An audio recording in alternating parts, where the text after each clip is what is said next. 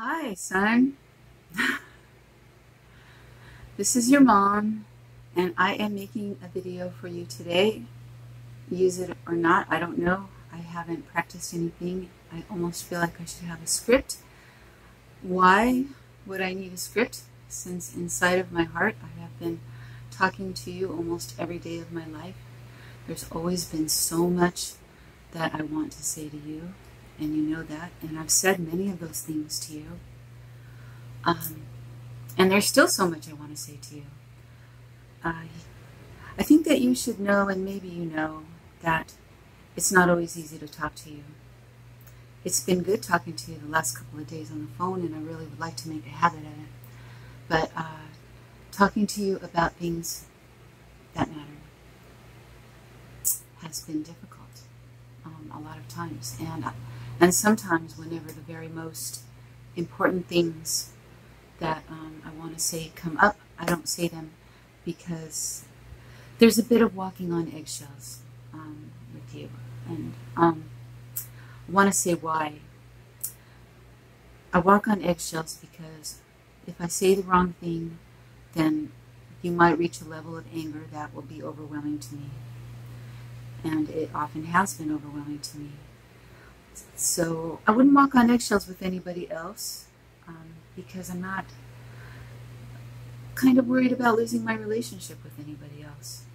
But my relationship with you is important, and I don't think, being your mother, I don't think I should ever have to feel like I have to walk on eggshells when I need to talk to you about important things. So, what do I want to say to you? That obviously I love you, and I love you with all my heart. And I have from the moment that I've seen you, and constantly since then. I just love you. I want the best for you. I want your happiness. I'm very proud of how much you've achieved so far. I'm sometimes worried about you being able to hang on to those things that you've achieved so far because of the outrageousness of your perceptions sometimes. You do have some outrageous perceptions. Okay, so that being said, I want to leave Jody completely out of this. I have plenty of info on my own from living with you, from knowing you, from agonizing over you throughout my whole life. And she really has nothing to do with it. I really love Jody a lot. I think that you scored the wife lottery. You won the wife lottery. She's the best. What would make me happy more than anything in the world is that you two work it out and live happily ever after. All you got to do is don't blow it, because she loves you right now, right here, right now. I think sometimes, yeah. So let's just go with my experience with you. You lived with me, and it was kind of a stressful time. You were stressed. You were worried about getting into the Army. I was trying to be supportive. Sometimes you get off on a negative spiral, and at those times I'm not able to really tell you anything because I can't tell you it's going to be okay because you get mad at me. I can't tell you, oh, it's really, you're right, everything's really bad and hopeless, because that's not my job as a mother. I have to try to give you encouragement. I have to try. How do you like my hair?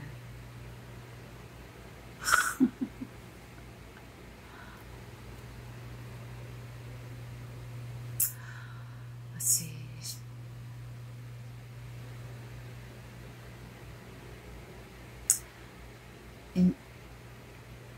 In your life, you have things that you are going through, and I know about them. And I feel like I have a pretty good grasp on exactly what they are. I don't know if it's beneficial or not to bring them to your attention. I think it really would be ultimately, because then whenever problems arise, you could say, oh, okay, that's because I have, what, OCD, or I have ADD, or, something else. But so that's why I think maybe it would be good. But on the other hand, I don't want to, you know, send you on a spiral that I don't want to pull up resistance in you. I want you to listen to me, because what I say is really, really important. So let's go with what I think is really most important than anything, and that is your attitude towards women. So I'm not going to call it woman hating, because I know that you'll resist that. You may say the words that, oh, women are this or that. You know, you did a lot whenever I was living with you. And I want you to think for a minute, how do you suppose that makes me feel? How would that make your mother feel? I'm giving you time to think.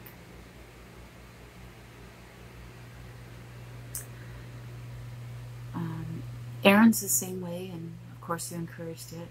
Remember that time that Aaron was going off on me about, you know, how terrible women are, and oh, how this girl that stood him up should have just really, she shouldn't have been that way. She should have been a different way.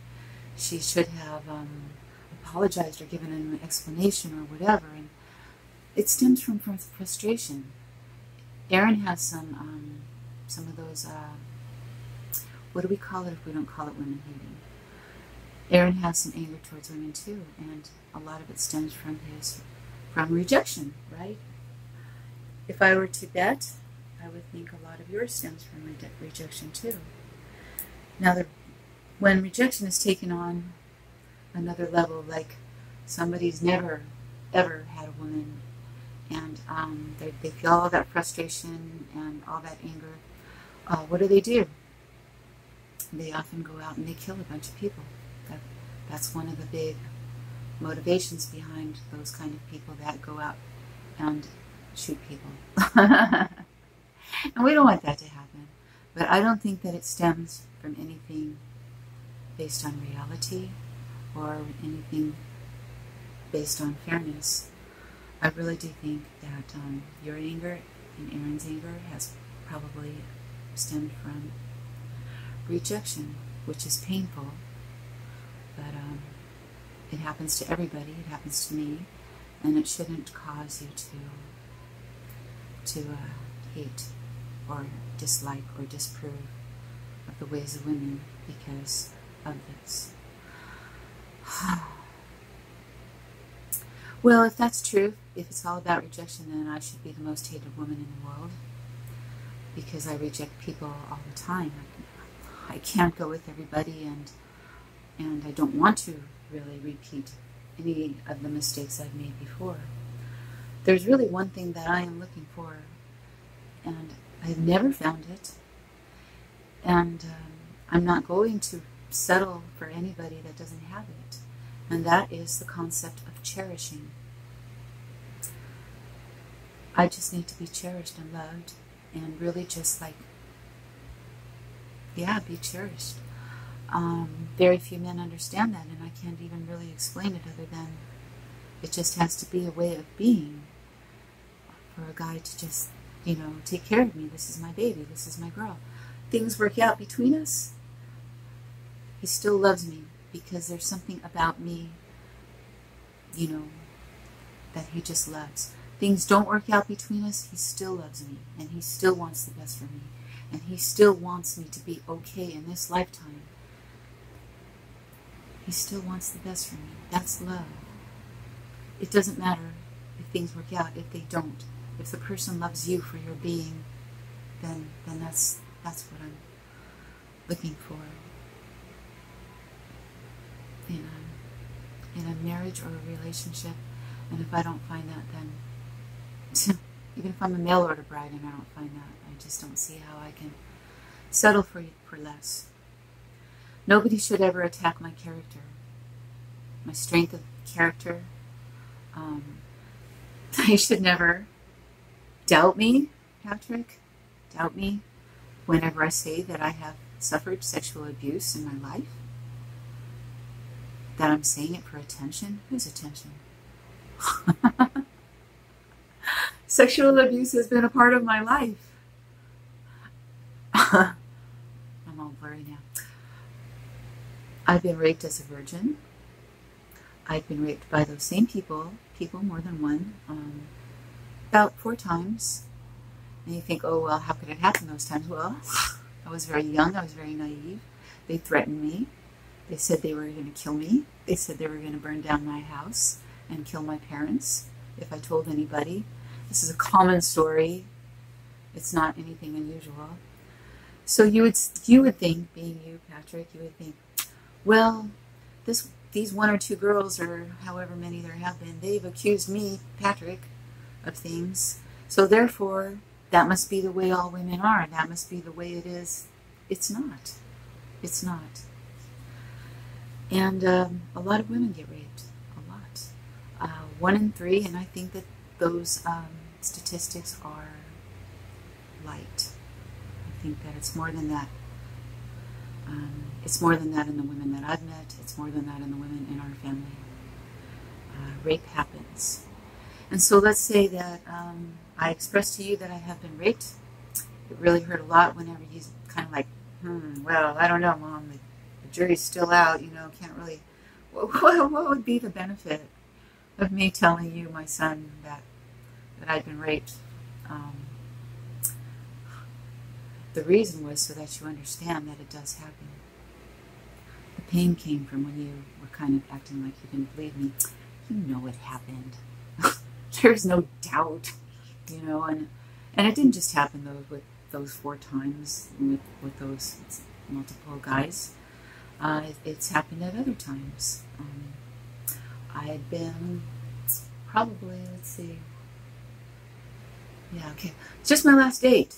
The last date that I had was just like, bang, I meet him and he's trying to molest me throughout our whole date, and he's trying. I really wanted him to help me with my camera, but just like snap, every time I turn around, he's just grabbing me, feeling me.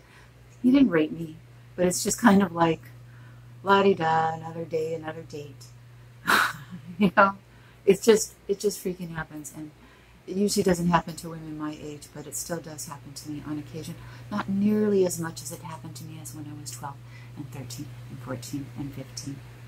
Things slowed down a little bit at 16. They didn't completely stop. I had a few rapes in my early 20s. It just has happened. And so many molestations that I can never count. I mean, or ever remember. There's just been so many. That's been my life. If I tell you any of them in particular, I never expect them to be held against me. And I'm not bringing Jody into anything because her name will come up because she is married to and she's my friend. If she ever tells you of anything that happened to her, don't hold it against her, you know, or doubt her. You don't doubt her, not really, but don't hold it against her or think that she should have done something different.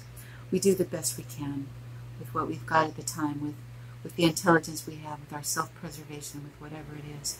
She did the best she can, and her pain was real, and her trust in you to tell you those things was real. So I'm going to try to stay off Jody, because I don't want you to get mad at her about anything. I don't want you to get mad at her because of something that I said, but at the same time, her and I have a close relationship. She's like my daughter, and it would be unnatural for her not to talk to me about everything. And here's what she usually talks to me about, is how much she loves you and how much she wants things to work out with you. Don't hurt her, Pat. Don't hurt her feelings. Be gentle with her. Be kind to her.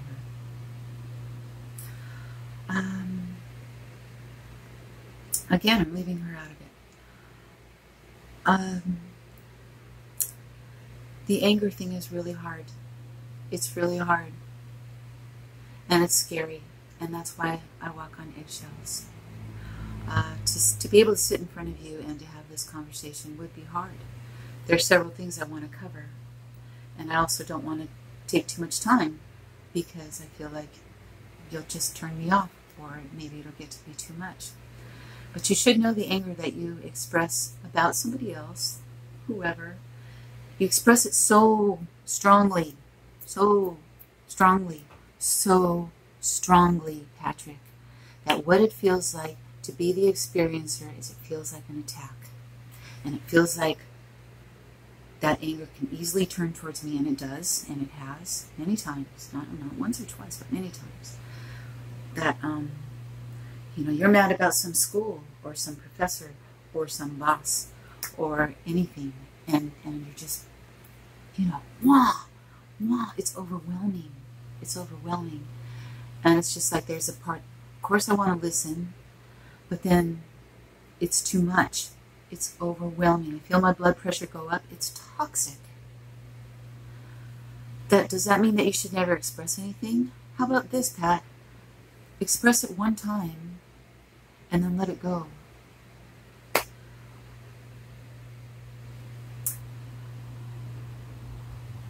See, now I'm at the point where I don't want to say something because I feel like, you know, you're going to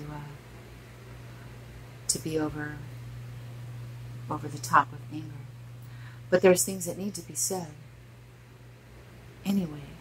And walking on eggshells or not, there's things about yourself that you should hear if you can't get it yourself. And you do carry around a victim mentality. A lot of people do. I won't even mention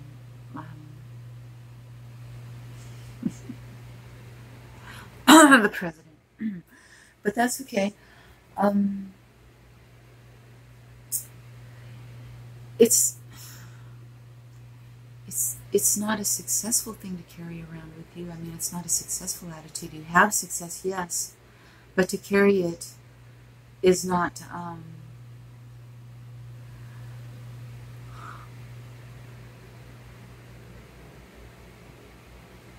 don't know what to say about that. You should also look at all the things that you've been given. If you feel like certain people, certain populations, certain groups are privileged, out of all my children, you have been the most privileged. You've gotten everything that you wanted, especially after your grandparents had taken you away from me. Immediately, you delved into the video world. I lost you after that. I was trying to keep my kids out of it, which would have been futile anyway, but to some degree, all of you guys just delved right in. That was that. That was a lot. There's more I need to say to you, but this is a good start. It's a good start. And the reason I'm doing it by video is I just think that, like, I would never be able to get out all the things I need to say to you. And so I'm starting right now. And as the day and the night goes on, I'm going to try to add to this. Maybe I'll get some editing practice and take out the spots where I'm just going,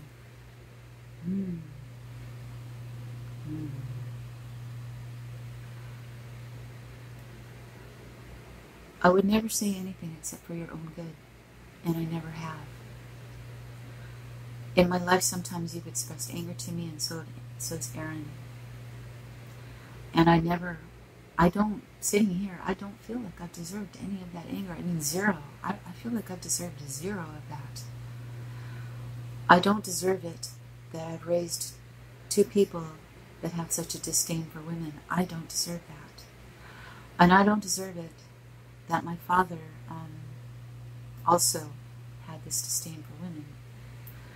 My father's joke, I'm sure I've told you this before, and he would tell it all the time, and he just thought it was hilarious, right?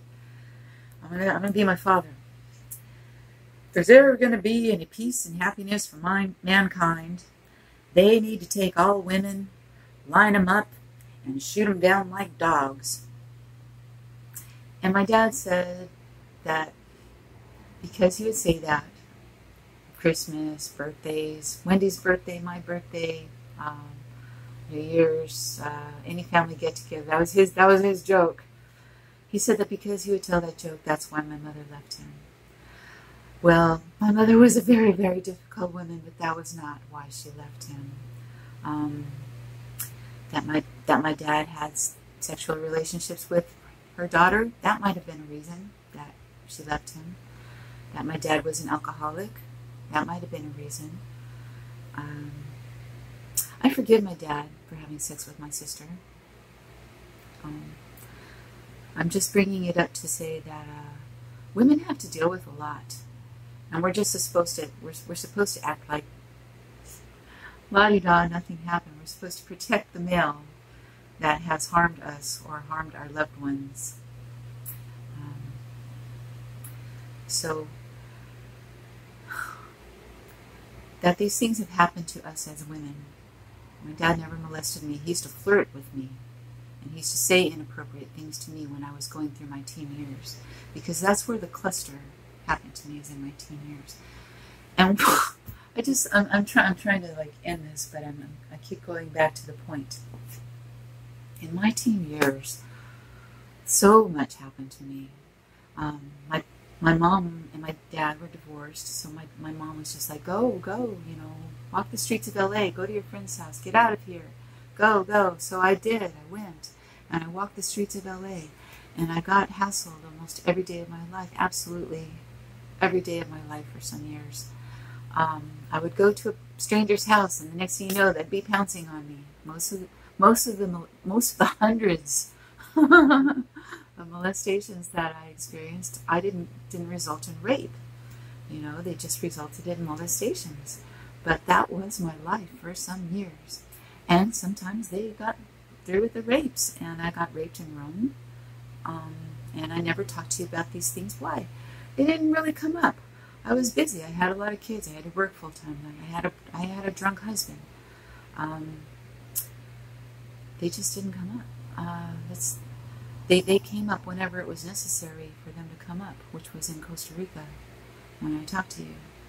And out of the wonderful time I had with you in Costa Rica, that was the heartbreaking and disturbing time that I experienced in that country with you because of your disbelief. So anyway, okay, I've never done the research as such. The research being what the FBI statistics are. I'm going to look that up just for la-di-da. I know the statistics.